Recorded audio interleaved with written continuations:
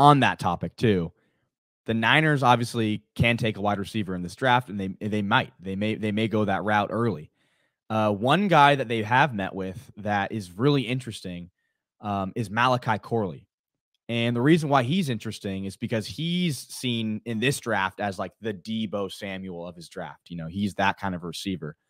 And especially with the Niners, salary situation, moving off of Deebo next year would be a better financial decision for the team. So you have Ayuk's 5th-year option expiring next season.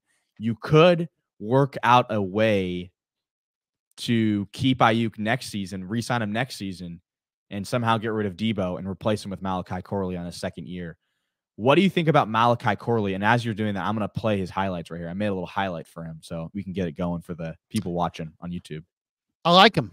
I like him a lot. He's 5'10" and change, 215 pounds. Played for the Hilltoppers of Western Kentucky. His nickname is the Yak King because he is a yards after the catch monster.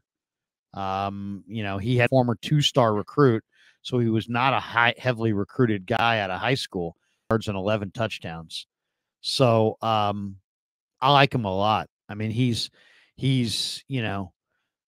like kind of built like a bowling ball. He's 215 pounds, probably on his way to 220. He looks more like a running back.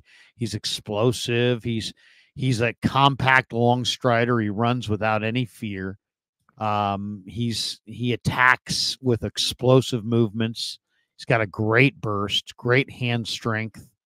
Runs across the middle like he owns it. He's got really strong hands. He's versatile. He's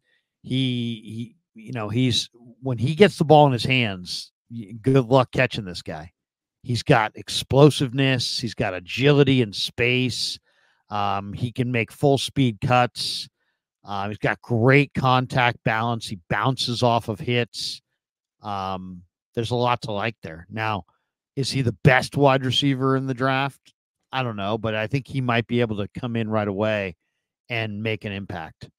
Great blocker, squares up his opponent, and he's hard to corral. So yeah, there's a lot to like. Malachi Corley. I can't watch this and not think about Kyle Shanahan's offense. It's just the plays that they're running, all the screen plays and the end arounds. It looks like a Kyle Shanahan play, and this guy just looks like a 49er to me. And just the way that he's breaking through these tackles here. And look, he just had that run breakaway right there. He didn't look slow to me. I know he doesn't play at the top conference or anything, but I think this guy could be. I think this guy would be very successful on the 49ers team, personally. You can see he's got run strength. It's not like a lot of receivers, but I don't know if I see superstar. Like that's the only thing. Like when I watch Xavier Legette, and I watch Brian Thomas, I see superstar. I see a guy who's, Brian Thomas is 6'4", 200 pounds, runs in the 4.3s, and is just, he looks like maybe the best player on the field a lot. And then Xavier Legette it's pretty legit. So I think I would put those guys in front of this guy, but I really like this guy. Yeah. The only thing I'll say about Brian Thomas, because he is a super exciting player. Like watching him, he's a combine freak. He's a lightning fast player. But he had the same questions I had about Ayuk coming out. So maybe I shouldn't have any questions at all. But it's when you watch him play, the guy only runs deep routes. It's like every single one of his highlights is just a go ball. And that was the same thing with Ayuk. And I have the question of, can he run all the routes as well as someone you'd want at that position to run? So that's kind of the question that I would have. I've heard other people speculate the same thing. Can he run? About Corley? No, I'm talking about Brian Thomas Jr.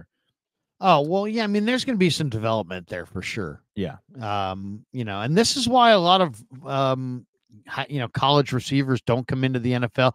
The whole reason the Steelers are interested in Ayuk is that I'm sure Mike Tomlin's probably feels like he's got to win a playoff game one of these years.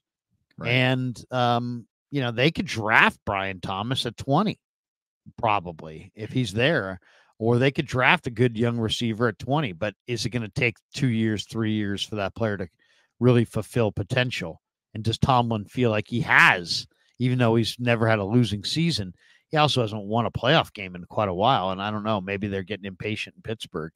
But anytime you're talking about a loaded receiver group and teams wanting a veteran, that tells me that they may get fired. Like Trent Baalke had to dump the entire defensive staff this year. Next year, if they don't make the playoffs, he's probably the one that has to go.